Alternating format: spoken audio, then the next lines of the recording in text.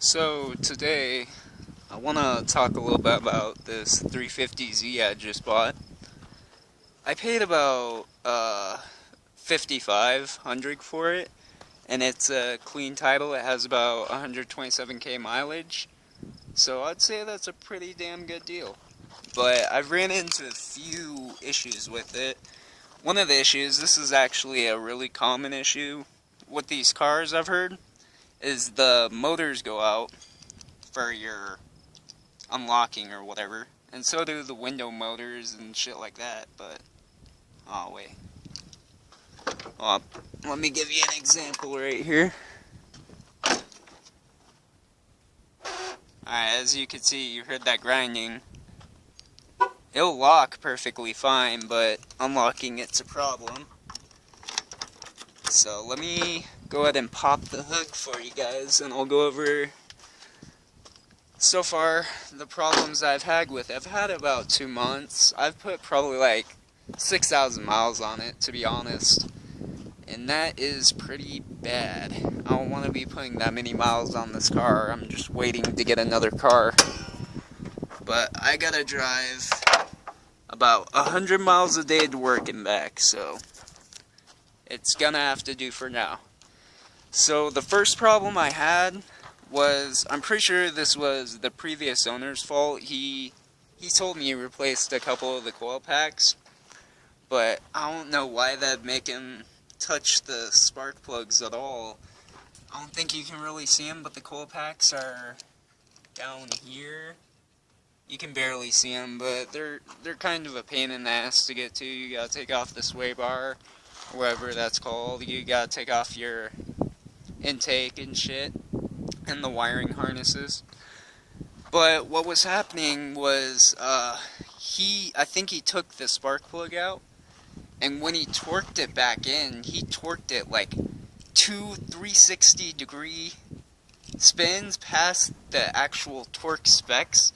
How I figured that out was, I was getting a misfire on cylinder 4, so I took off that coil pack, and I had number 2 off too, and I was going to switch them around to just make sure it's a coil pack before I spend any money. And what I seen when I was observing the factory coil pack right there and the newer one was he torqued it down way too far, and it was causing me to misfire a lot. And for a while I thought it was a coil pack. I'm pretty glad I didn't jump the gun and buy it. Anyways, the second issue I had, and this goes for anyone who lives in like dirt areas or Arizona, anywhere like that, always keep your bottom cover on. Because what will happen over time, if you don't, is a bunch of dirt is going to build up in between your AC condenser and your radiator, and it's going to block off your flow. And if you live in hotter temperature areas like me in Arizona, where it's always above 100 degrees, you're going to start to heat up after a while. It might take a little while. It takes me about 30 minutes of driving and going maybe uphill on the freeway, but you will start to heat up, and it's going to be a pain in the ass just to diagnose. So yeah, always keep that bottom cover on if you live in dusty or dirty areas. So that was my second issue. First off, I replaced the thermostat. That's obviously what you're going to go for first. And then I had my water pump checked. I checked everything, and it was stressing me out for the longest time. I finally just replaced the radiator.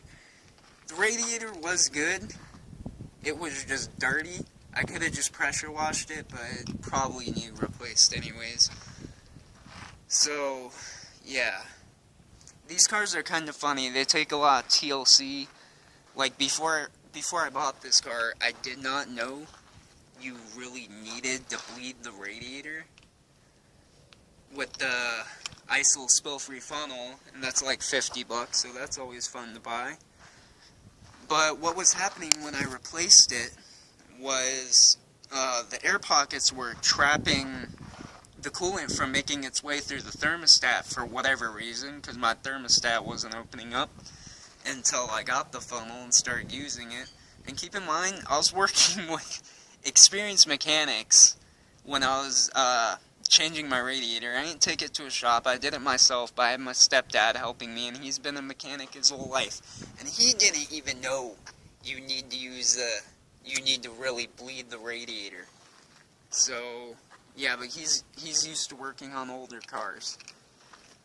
But, so, yeah, they can be kind of funny, and if you do leave that air in there, if you ever change the thermostat, the water pump, or the radiator, or anything involving your cooling system, always bleed it. Because what will happen, even if you're not heating up right away, eventually you're going to crack your radiator. And then, yeah, you're going to have to deal with replacing that. So, another thing is always be cautious buying these cars, because you don't know how the previous owner drove it. Preferably, I'd recommend taking it down to Nissan and having it diagnosed before you spend like 6 or 7 or 8 grand on a car that is about to start knocking or something. But besides that, as long as you take care of it, I'm sure they can be pretty decent dailies. But I don't know, I've ran into a few problems with it so far, and it's kind of annoying. But yeah, always be careful buying these cars. And don't buy one unless you're willing to get down and dirty and work on it. Because if you're taking it to the shop every time for every little thing, you're going to waste so much money. They wanted $1 grand to replace my radiator, and I did it for $120 myself.